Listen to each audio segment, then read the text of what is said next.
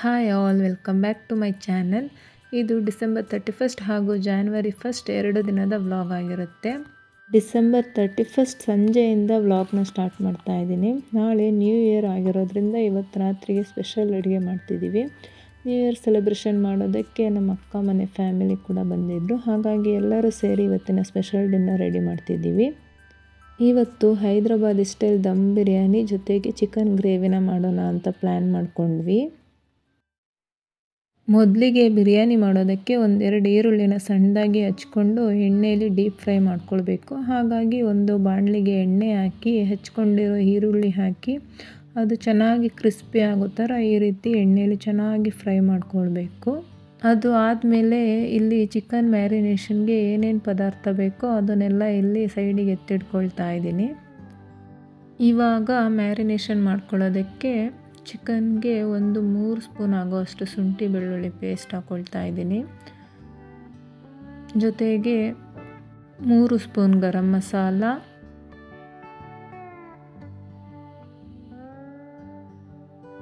ಹಾಗೆ ನಿಮ್ಮ ಖಾರಕ್ಕೆ ಎಷ್ಟು ಬೇಕಾಗುತ್ತೋ ಅಷ್ಟು ಚಿಲ್ಲಿ ಪೌಡರ್,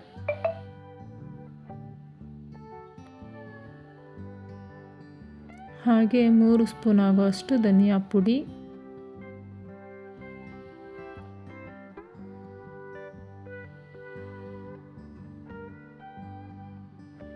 ಜೊತೆಗೆ ಸ್ವಲ್ಪ ಕಸೂರಿ ಮೆಥಿ ಹಾಕ್ಕೊಳ್ತಾ ಇದ್ದೀನಿ. ಜೊತೆಗೆ 3-4 ಸ್ಪೂನಷ್ಟು ಚಿಕನ್ ಬಿರಿಯಾನಿ ಪೌಡರ್ ಹಾಕ್ಕೊಳ್ತಾ ಇದ್ದೀನಿ.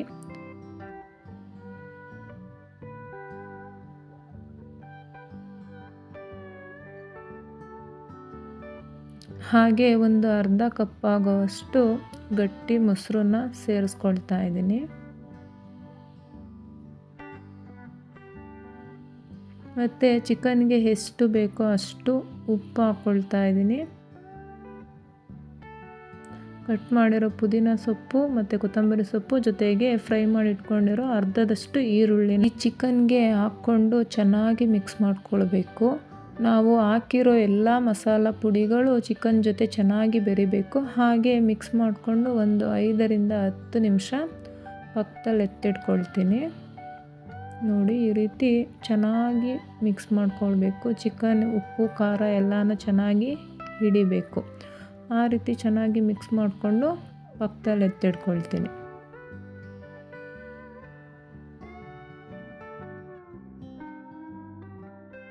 ಇವಾಗ ಇಲ್ಲಿ ಬಿರಿಯಾನಿಗೆ ರೈಸ್ನ ಸಪ್ರೇಟ್ ಮಾಡ್ಕೊಳ್ಬೇಕು. ಹಾಗಾಗಿ ಇಲ್ಲಿ ಒಂದು ದೊಡ್ಡ ಪಾತ್ರೆಗೆ ನೀರು ಹಾಕಿ ನಾರ್ಮಲಾಗಿ ಬಿರಿಯಾನಿಗೆ ಏನೆಲ್ಲ ಮಸಾಲ ಪದಾರ್ಥಗಳನ್ನು ಹಾಕ್ಕೊಳ್ತೀವೋ ಅದನ್ನೆಲ್ಲನೂ ನೀರಿಗೆ ಹಾಕ್ಕೊಂಡು ಜೊತೆಗೆ ಸ್ವಲ್ಪ ಎಣ್ಣೆ ಹಾಕಿ ನೀರು ಕುದಿಯೋಕ್ಕೆ ಬಿಡಬೇಕು. ನೀರು ಕುದಿಯೋ ಹಂತದಲ್ಲಿ ತೊಳೆದು ನೆನೆಸಿಟ್ಟಿರೋ ಅಕ್ಕಿನ ಸೇರಿಸ್ಕೊಳ್ತಾ ಇದ್ದೀನಿ.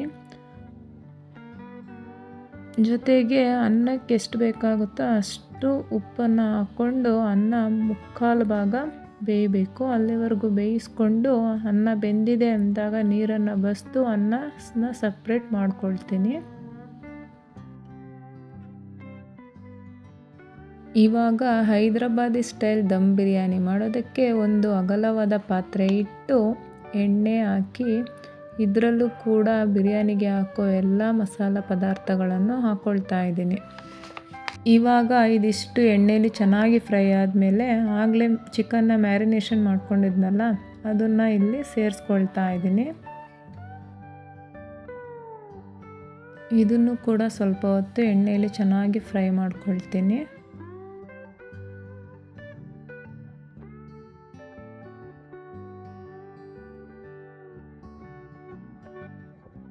ಇವಾಗ ಇಲ್ಲಿ ಚಿಕನ್ ಕೂಡ ಒಂದು 3/4 ಭಾಗದಷ್ಟು ಚೆನ್ನಾಗಿ ಬೇಯಬೇಕು. ಹಾಗಾಗಿ ಸ್ವಲ್ಪ ನೀರನ್ನು ಹಾಕ್ಕೊಂಡು ಬೇಯಿಸ್ಕೊಳ್ತಾ ಇದ್ದೀನಿ.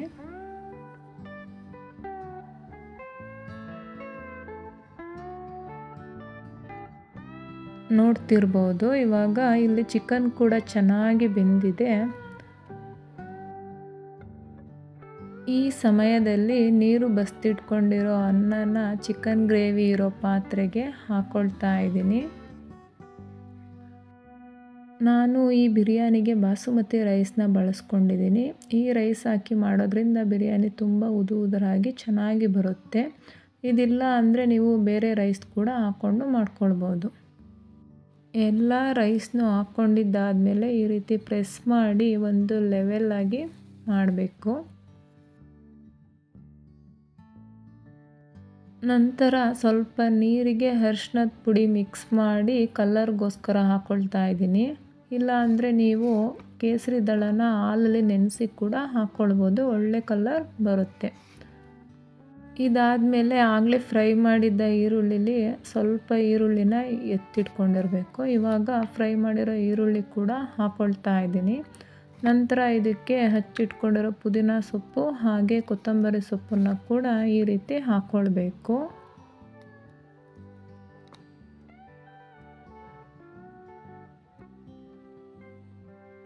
ಆಮೇಲೆ ಒಂದು ದೊಡ್ಡ ನಿಂಬೆಹಣ್ಣಿನ ರಸ ಕೂಡ ಹಾಕ್ಕೊಳ್ತಾ ಇದ್ದೀನಿ.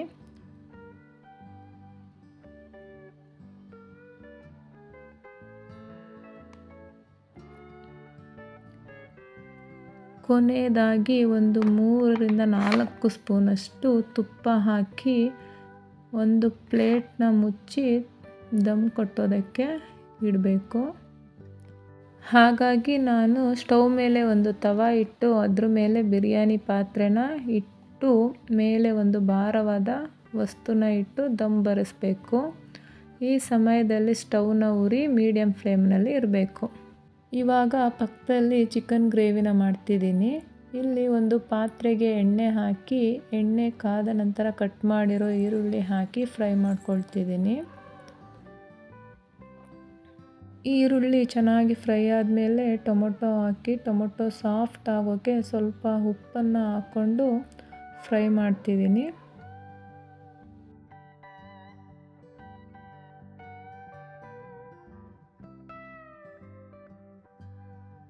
ಈರುಳ್ಳಿ ಮತ್ತು ಟೊಮೊಟೊ ಚೆನ್ನಾಗಿ ಬೆಂದ ಮೇಲೆ ಇವಾಗ ಚಿಕನ್ನ ಸೇರಿಸ್ಕೊಳ್ತಾ ಇದ್ದೀನಿ. ಚಿಕನ್ ಬೇಯೋದಕ್ಕೆ ಬೇಕಾಗಿರೋಷ್ಟು ಉಪ್ಪು ಜೊತೆಗೆ ಸ್ವಲ್ಪ ಅರಿಶಿನದ ಪುಡಿ ಎರಡನ್ನೂ ಹಾಕ್ಕೊಂಡು ಚೆನ್ನಾಗಿ ಫ್ರೈ ಮಾಡ್ತಿದ್ದೀನಿ.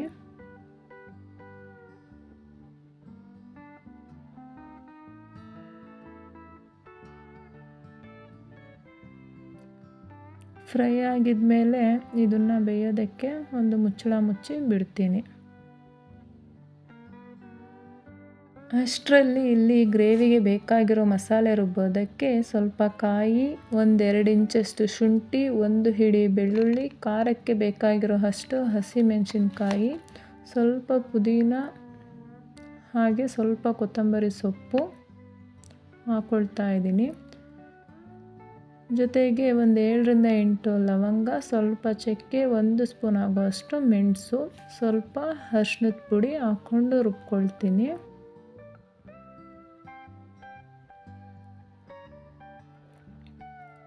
ಇವಾಗ ಮಸಾಲೆ ರೆಡಿಯಾಗಿದೆ. ಅಷ್ಟರಲ್ಲಿ ಇಲ್ಲಿ ಚಿಕನ್ ಕೂಡ ಚೆನ್ನಾಗಿ ಫ್ರೈ ಆಗಿ ಅರ್ಧದಷ್ಟು ಬೆಂದಿತ್ತು. ಇವಾಗ ಅದಕ್ಕೆ ರುಬ್ಬಿರೋ ಮಸಾಲೆ ಹಾಕ್ಕೊಳ್ತಾ ಇದ್ದೀನಿ. ಇವಾಗ ಇದು ಕೂಡ ಚೆನ್ನಾಗಿ ಫ್ರೈ ಮಾಡ್ಕೊಳ್ತೀನಿ. ಇದ್ರ ಜೊತೆಗೆ ಒಂದು 3ರಿಂದ 4 ಸ್ಪೂನ್ ಆಗೋವಷ್ಟು ಚಿಕನ್ ಮಸಾಲ ಪೌಡರ್ನ ಹಾಕ್ಕೊಂಡು ಮಿಕ್ಸ್ ಮಾಡಿಕೊಂಡು ಚೆನ್ನಾಗಿ ಬೇಯಿಸ್ಕೊಳ್ತೀನಿ. ಕೊನೆಯದಾಗಿ ಸ್ವಲ್ಪ ಕೊತ್ತಂಬರಿ ಸೊಪ್ಪನ್ನು ಹಾಕ್ಕೊಂಡು ಚೆನ್ನಾಗಿ ಮಿಕ್ಸ್ ಮಾಡಿಕೊಂಡ್ರೆ ಚಿಕನ್ ಗ್ರೇವಿ ಕೂಡ ರೆಡಿ ಆಗುತ್ತೆ. ಇವಾಗ ಇಲ್ಲಿ ಬಿರಿಯಾನಿ ದಮ್ ಕೊಟ್ಟೋಕ್ಕೆ ಇಟ್ಟಿದ್ವಲ್ಲ, ಅದು ಹೇಗಾಗಿದೆ ನೋಡೋಣ. ನೋಡ್ತಿರ್ಬೋದು ಎಷ್ಟು ಚೆನ್ನಾಗಿ ದಮ್ ಕಟ್ಟಿದೆ ಅಂತ. ಇವಾಗ ಅದನ್ನು ಕೆಳಗಿಂದ ಈ ರೀತಿ ಸ್ವಲ್ಪನೇ ಮಿಕ್ಸ್ ಮಾಡ್ಕೊಳ್ಬೇಕು. ಈ ದಮ್ ಬಿರಿಯಾನಿ ಜಾಸ್ತಿ ಮಿಕ್ಸ್ ಆಗಬಾರ್ದು, ಈ ರೀತಿ ಸ್ವಲ್ಪನೇ ಮಿಕ್ಸ್ ಆದರೆ ಸಾಕು. ಇನ್ನು ಈ ಬಿರಿಯಾನಿ ಟೇಸ್ಟ್ ಅಂತೂ ಹೇಳೋ ಹಾಗೆ ಇಲ್ಲ, ತುಂಬ ಚೆನ್ನಾಗಿ ಬಂದಿತ್ತು. ಮಕ್ಕಳು ಹಾಗೆ ಮನೇಲಿ ಎಲ್ಲರೂ ತುಂಬ ಇಷ್ಟಪಟ್ಟು ತಿಂದರು. ನಾವು ನಾರ್ಮಲ್ ಬಿರಿಯಾನಿ ಮಾಡ್ತೀವಲ್ಲ, ಅದು ತಿನ್ನೋಕ್ಕೆ ಸ್ವಲ್ಪ ಮಸಾಲೆ ಅನಿಸುತ್ತೆ. ಬಟ್ ಈ ಬಿರಿಯಾನಿ ಯಾವುದೇ ರೀತಿ ಮಸಾಲೆ ಅನಿಸಲ್ಲ, ಮೈಲ್ಡಾಗಿರುತ್ತೆ. ರೆಸಿಪಿ ಇಷ್ಟ ಆದರೆ ನೀವು ಒಂದು ಸಾರಿ ಟ್ರೈ ಮಾಡಿ ನೋಡಿ. ಈ ಹೈದ್ರಾಬಾದಿ ಸ್ಟೈಲ್ ದಮ್ ಬಿರಿಯಾನಿ ಹಾಗೆ ಚಿಕನ್ ಗ್ರೇವಿ ಇದೆರಡು ಕಾಂಬಿನೇಷನ್ ಅಂತೂ ತುಂಬಾ ಚೆನ್ನಾಗಾಗಿತ್ತು. ನಾವೆಲ್ಲರೂ ತುಂಬ ಎಂಜಾಯ್ ಮಾಡಿ ತಿಂದ್ವಿ. ಎಲ್ಲರದ್ದು ಊಟ ಆದಮೇಲೆ ಅಡುಗೆ ಮನೆ ಕೆಲಸನೂ ಮುಗಿಸಿ ಸ್ವಲ್ಪ ಹೊತ್ತು TV ನೋಡಿಕೊಂಡು ಮಕ್ಕಳೆಲ್ಲ ಆಟ ಆಡಿಕೊಂಡು 12 ಗಂಟೆವರೆಗೂ ಎದ್ದಿದ್ರು. ಚಿಕ್ಕ ಮಗಳಂತೂ 12 ಆಗೋವರೆಗೂ ಮಲ್ಕೊಂಡೇ ಇರಲಿಲ್ಲ, ಆಟ ಆಡಿಕೊಂಡೇ ಇದ್ಲು. 12 ಗಂಟೆ ಆದಮೇಲೆ ಕೇಕ್ ಕಟ್ ಮಾಡಿ ನ್ಯೂ ಇಯರ್ನ ಸೆಲೆಬ್ರೇಷನ್ ಮಾಡೋಣ ಅಂತ ಕೇಕ್ ಇಟ್ಟು ರೆಡಿ ಮಾಡಿದ್ವಿ. ಕೇಕ್ ಕಟ್ ಮಾಡೋಕ್ಕೆ ಈ ನನ್ನ ಛೋಟಾ ಬೇಬಿ ಕೂಡ ರೆಡಿ ಇದ್ಲು. ಇವಾಗ ಎಲ್ಲರೂ ಸೇರಿ ಕೇಕ್ ಕಟ್ ಮಾಡಿ ಹೊಸ ವರ್ಷನ ಬರಮಾಡ್ಕೊಂಡ್ವಿ. ಮತ್ತು ನೆಕ್ಸ್ಟ್ ಡೇ ಈವ್ನಿಂಗಿಂದ ವ್ಲಾಗ್ ಸ್ಟಾರ್ಟ್ ಮಾಡ್ತಿದ್ದೀನಿ. ನನ್ನ ಹಸ್ಬೆಂಡ್ಗೆ ಆಫೀಸ್ ಇದ್ದಿದ್ದರಿಂದ ಬೆಳಿಗ್ಗೆ ಎಲ್ಲೂ ಹೊರಗೆ ಹೋಗೋಕ್ಕಾಗಿರಲಿಲ್ಲ. ಸಂಜೆ ದೇವಸ್ಥಾನಕ್ಕಾದರೂ ಹೋಗಿ ಬರೋಣ ಅಂತ ಹೇಳಿ ಬೆಳಿಗ್ಗೆನೇ ಪೂಜೆ ಎಲ್ಲ ಆಗಿತ್ತು. ಇವಾಗ ಸಂಜೆ ಕೂಡ ಪೂಜೆ ಮಾಡ್ತಿದ್ದೀನಿ. ಎಲ್ಲರಿಗೂ ಹೊಸ ವರ್ಷದ ಹಾರ್ದಿಕ ಶುಭಾಶಯಗಳು. ದೇವರು ನೀವೇನೇನು ಅಂದ್ಕೊಂಡಿದ್ದೀರಾ ಎಲ್ಲ ಆಸೆಗಳನ್ನು ಈ ವರ್ಷ ಈಡೇರಿಸಲಿ ಅಂತ ನಾನು ಕೂಡ ಕೇಳ್ಕೊಳ್ತೀನಿ. ಪೂಜೆ ಎಲ್ಲ ಮಾಡಿದ್ಮೇಲೆ ಇವಾಗ ಸಂಜೆ ಆಗಿರೋದ್ರಿಂದ ಮಕ್ಕಳಿಗೆ ಹಾಲು ಕಾಯೋಕ್ಕೆ ಇಟ್ಟಿದ್ದೀನಿ. ಹಾಗೆ ನಮಗೆ ಅಂತ ಸ್ವಲ್ಪ ಕಾಫಿನ ಮಾಡ್ಕೊಳ್ತಾ ಇದ್ದೀನಿ. ಸಾಮಾನ್ಯವಾಗಿ ನಾವು ಡೈಲಿ ಕಾಫಿ ಟೀ ಕುಡಿಯೋದಿಲ್ಲ. ಈ ರೀತಿ ರಜೆ ಇದ್ದರೆ ಮತ್ತು ಸಂಡೇ ಮಾಡ್ಕೊಳ್ತೀವಿ ಅಷ್ಟೇ.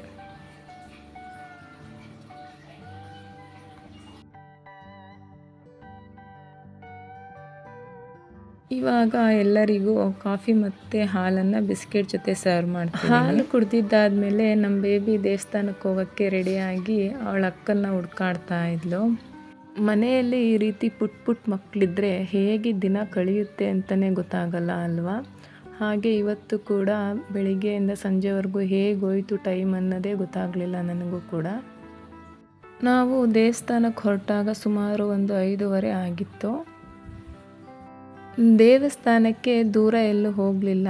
ಇಲ್ಲೇ ನಮ್ಮ ಮನೆ ಹತ್ತಿರದಲ್ಲೇ ಇರೋ ಒಂದು ರಾಘವೇಂದ್ರ ಸ್ವಾಮಿ ದೇವಸ್ಥಾನ. ಸಂಜೆ ಆಗಿರೋದ್ರಿಂದ ಜನ ಕೂಡ ಯಾರೂ ಇರಲಿಲ್ಲ. ನಾವು ಆರಾಮಾಗಿ ದೇವರ ದರ್ಶನ ಮಾಡಿ ಪ್ರದಕ್ಷಿಣೆ ಹಾಕಿ ಮಂತ್ರಾಕ್ಷತೆ ತಗೊಂಡ್ವಿ. ಅಲ್ಲೇ ಒಂದು 10 ನಿಮಿಷ ಕೂತಿದ್ದು ಹೊರಟ್ವಿ. ಹಾಗೆ ಮನೆಗೆ ಬರೋ ದಾರಿ ಮಧ್ಯದಲ್ಲಿ ಈ ರೀತಿ ಸೇಲ್ ಹಾಕಿದ್ರು. ದೇವಸ್ಥಾನಕ್ಕೆ ಹೋಗಬೇಕಾದ್ರೇ ಇದಕ್ಕೆ ಹೋಗೋಣ ಅಂತ ಹೇಳಿ ಹಠ ಮಾಡ್ತಾಯಿದ್ಲು. ಹಾಗಾಗಿ ದೇವಸ್ಥಾನದಿಂದ ಬರ್ತಾ ಒಂದು ರೌಂಡ್ ಹೋಗೋಣ, ಏನೇನಿದೆ ನೋಡೋಣ ಅಂತ ಹೇಳಿ ಹೋದ್ವಿ. ಅಲ್ಲಿ ಹೋಗಿದ್ದ ಕೂಡಲೇ ಫಸ್ಟು ನನ್ನ ಮಗಳು ಆಟಾಡಬೇಕು ಅಂತ ಆಟಾಡ್ತಾ ಇದ್ಲು.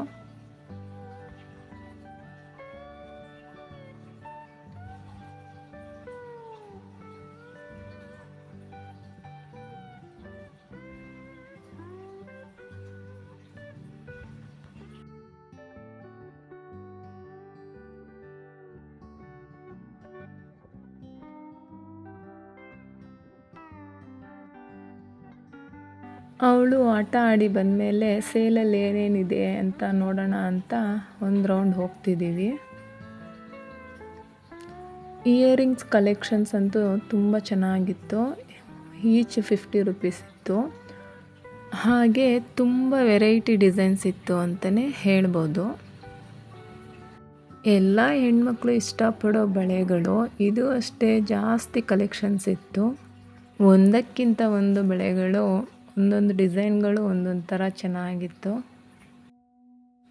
ಮತ್ತು ಇವಾಗ ಟ್ರೆಂಡಿಂಗಲ್ಲಿರೋ ಸಿಲ್ವರ್ ಜ್ಯುವೆಲರಿಗಳು, ಹಾಗೆ ಈ ರೀತಿ ಬೀಡ್ಸ್ ಸರಗಳು,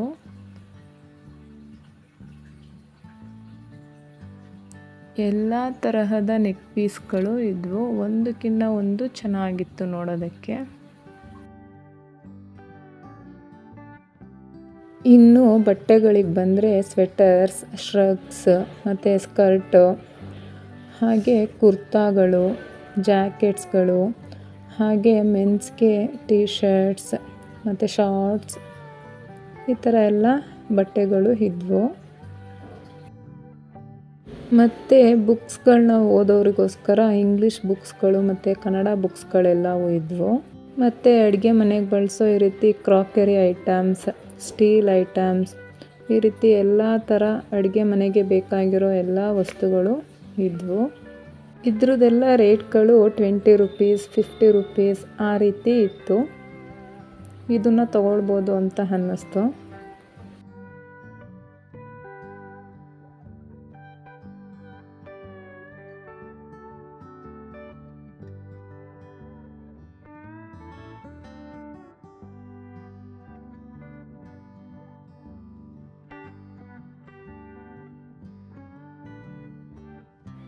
ಮತ್ತು ಈ ರೀತಿಯಾದ ಸ್ನ್ಯಾಕ್ಸ್ಗಳು, ಹಾಗೆ ಎಲ್ಲ ರೀತಿಯಾದ ವಸ್ತುಗಳು ಈ ಸೇಲ್ನಲ್ಲಿ ಇಟ್ಟಿದ್ರು. ಫೈನಲ್ ಆಗಿ ಹೇಳಬೇಕು ಅಂದರೆ ಕಲೆಕ್ಷನ್ಸ್ ಅಂತೂ ಜಾಸ್ತಿ ಇತ್ತು, ಬಟ್ ಅದ್ರ ಬೆಲೆ ಕೆಲವೊಂದು ಕಡಿಮೆ ಅನ್ನಿಸ್ತು, ಕೆಲವೊಂದಂತೂ ತುಂಬಾ ದುಬಾರಿ ಅನ್ನಿಸ್ತು. ನೆಕ್ಸ್ಟ್ ಇಲ್ಲಿಂದ ಮನೆಗೆ ಹೋಗೋ ಅಷ್ಟರಲ್ಲಿ ಮಕ್ಕಳಿಗೆ ಊಟ ಮಾಡಿಸೋ ಟೈಮ್ ಆಗೋಗಿತ್ತು. ಹಾಗಾಗಿ ಬೇಗನೆ ಆಗೋ ರೀತಿ ಸಾಂಬಾರನ್ನ ಮಾಡಿದೆ. ನೋಡ್ತಿರೋ ಹಾಗೆ ಇಲ್ಲಿ ಅನ್ನ ರೆಡಿಯಾಗಿದೆ, ಹಾಗೆ ಸಾಂಬಾರು ಕೂಡ ವಿಷಲ್ ಬಂತು. ಕೊನೆಗೆ ಮುದ್ದೆ ಮಾಡ್ತಾ ಇದ್ದೀನಿ. ಅಡುಗೆ ಕೆಲಸ ಎಲ್ಲ ಮುಗಿಸಿದ ಮೇಲೆ ಪಾಪುಗೆ ಊಟ ಮಾಡಿಸಿ ಎಲ್ಲರದು ಕೂಡ ಊಟ ಆಯಿತು. ಇದಾಗಿತ್ತು 2 ದಿನದ ವ್ಲಾಗ್ ಹಾಗೂ ಹೊಸ ವರ್ಷದ ಮೊದಲ ವ್ಲಾಗ್ ಅಂತಲೇ ಹೇಳ್ಬೋದು. ವಿಡಿಯೋ ಇಷ್ಟ ಆದರೆ ಲೈಕ್ ಮಾಡಿ, ಹಾಗೆ ಯಾರೆಲ್ಲ ಸಬ್ಸ್ಕ್ರೈಬ್ ಮಾಡ್ದೇ ನೋಡ್ತಿದ್ದೀರೋ ಅವರೆಲ್ಲ ಸಬ್ಸ್ಕ್ರೈಬ್ ಮಾಡ್ಕೊಳ್ಳಿ. ನಿಮ್ಮ ಫ್ರೆಂಡ್ಸ್ ಆ್ಯಂಡ್ ಫ್ಯಾಮಿಲಿಗೂ ಕೂಡ ಶೇರ್ ಮಾಡಿ. Thank you.